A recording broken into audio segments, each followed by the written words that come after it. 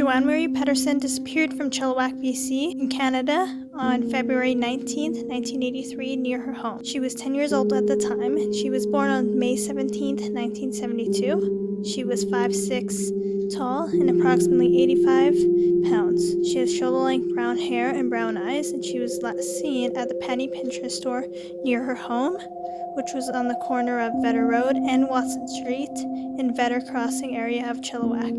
The payphone was just outside of the penny store, east corner building facing Vetter Road. Joanne had a fair complexion and last seen wearing tan capri pants, a yellow t-shirt with the words "A Touch of Class" on it, and a pink sleeveless jacket, and she also had a birthmark behind her right ear. Around 8:30 p.m., Joanne was walking home from the mall with her 11-year-old sister and her 14-year-old cousin. As a prank, her sister and her cousin decided to run ahead and lock the door behind them, leaving Joanne out in the cold while it was raining. She tried to get in a couple times, banging on the door, but had no luck.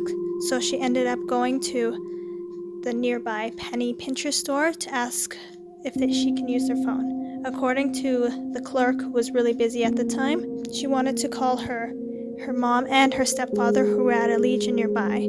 Unfortunately, she didn't know the number, so the clerk assisted her to the payphone that was just outside so she'd be able to contact the operator. According to witnesses, there was an unidentified male with her at the phone booth. He was a Caucasian male who was approximately 20 to 30 years old, approximately 5'6" to 5'7" in height, slim to medium build. He had light to dark hair just below the ears. He was clean-shaven and wearing a dark jacket, although some sources say that he was wearing either a dark jacket or a leather jacket.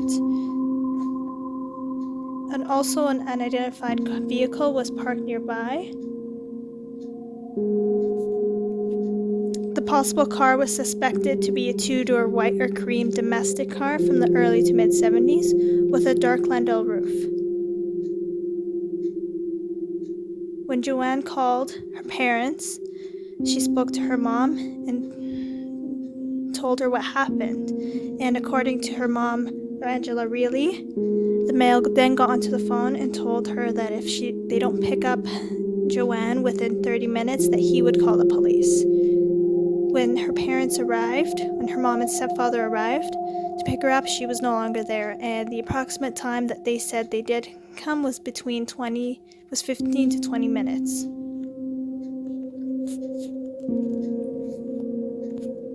Right after then, the police got involved. The Chilliwack police got involved, as well as the Chilliwack search and rescue and the RCMP, and they did a massive search all around Chilliwack and into the Fraser area. There has been no new tips since then, and all we have left now is speculation. Right off the bat, the first suspect was her biological father, who was quickly ruled out as a suspect. The next one is a guy named Bobby Jack Fowler, who has been who's been involved in the suspected murder of Colleen McMillan and the Highway of Tears that happened in 2006. He did live a couple blocks from the Chilliwack RCMP at the time, but it has been ruled out. The case, it does seem to be a suspected homicide, and the police are a non-stop search over the case, looking back at new tips. A few months after Joanne was possibly kidnapped, her grandmother, who she often rode her bike to her house to, received a phone call by a man who apparently wanted to provide comfort to the little girl who was crying and screaming in the background, who still to this day police do not know who the caller is, but it is believed to be Joanne, who is in the background. Around the 25th anniversary of Joanne's disappearance, 3 anonymous letters were received, apparently a man claiming to have witnessed events leading up to the disappearance. However, RCMP are unable to identify the writer, and they do not believe that this is a prank, as well as the calls. RCMP believe that they are both not hoaxes. To this day, police believe that the suspected male who was last seen with Joanne at the phone booth was trying to help her and eventually was scared away as he was portrayed as a negative towards the media, and he may be in hiding due to right now. The National Center for Missing and Exploited Children released a 32-year age-progressed photo of what Joanne might have looked like to 32 years. Back onto the letters, the police believe that they are handwritten, however they are unsigned, and due to the fact that one of them did come in 2011 when Bobby Jack Fowler was deceased at the time, so police believe that it cannot be him, even though he does strike a resemblance to the sketch of the identified male. And according to Constable Dunlap, after consulting with a behavior scientist, that the man at the phone booth is not negative. The family and the police still have hope, and the family do not wish to be contacted out of privacy, but do appreciate all tips that come in. According to Angela Reilly, Joanne's mom, she is still hopeful, but has never been the same since then. And if Joanne was still alive to this day, she would be 46 years old.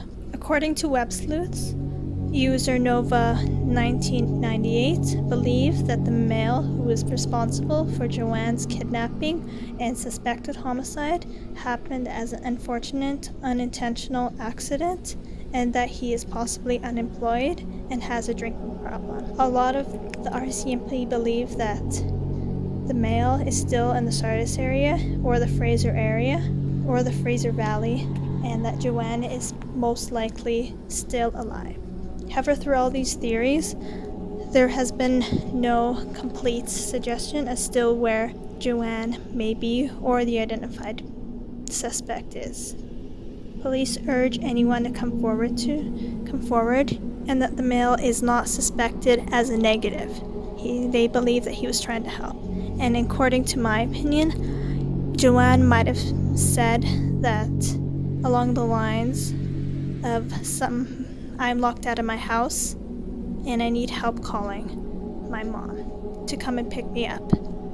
The male might have thought, this is all speculation according to what I might believe happened, thinking that her parents actually did lock her out on purpose and that he was going to call the police, thinking that it was something a lot more serious than just a trivial argument and a prank between her sister and her cousin. The RCMP did release a video reconstruction of what happened that night, and I will try to play it here if I can. It is quite eerie and it's as if you were there. I highly recommend you watch it, and I will try to link it or try to put it in the video down below.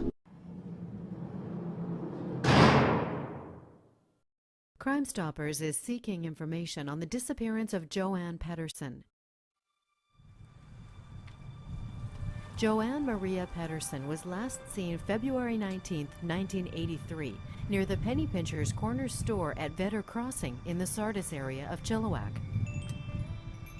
While her parents were out for the evening, 10-year-old Joanne got locked out of her house on a cold, rainy evening. Joanne went into the store to use the phone. The store clerk spoke to Joanne while helping other customers. Joanne then went to the phone booth outside the store and called the operator.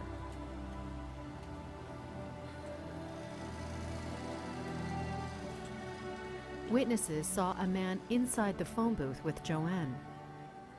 The store owner also saw Joanne talking to a man outside the store. Joanne Pedersen has not been seen or heard from since that night, 25 years ago.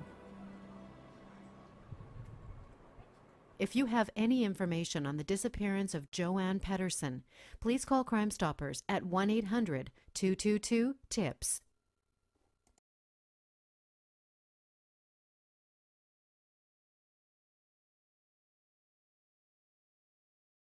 As of up till 2018 November, there has been no new leads. Everyone, including myself, is still hopeful that Joanne is still out there.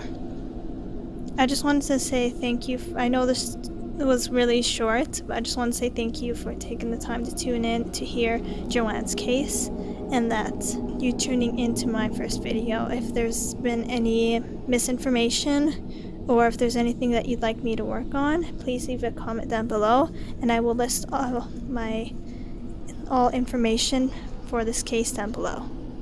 Thank you.